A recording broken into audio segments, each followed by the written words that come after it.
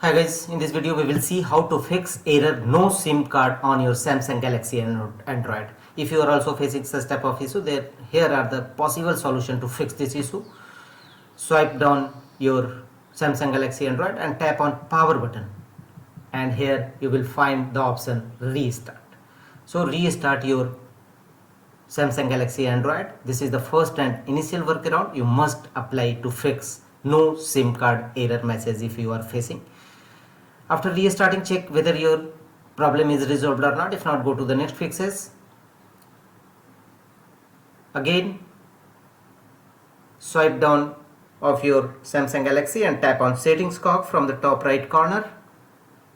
Here scroll down and tap on software update. Sometimes outdated software may be a cause of various type of issues, so download and install latest updated software of your Samsung Galaxy Android. Tap on download and install software, and after that check whether your no SIM card error resolved or not. If not, go to the next fixes. Again, swipe down of your Samsung Galaxy, tap on settings cog from the top right corner, and here scroll down and look for the option general management. Tap on it.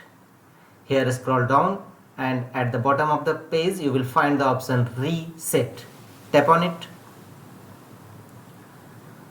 Here scroll down and you will find various options. Here choose reset mobile network settings. Tap on reset mobile network settings. Again tap on reset now. After resetting mobile network settings, follow on screen instruction to complete the process and check whether your error no SIM card resolved or not.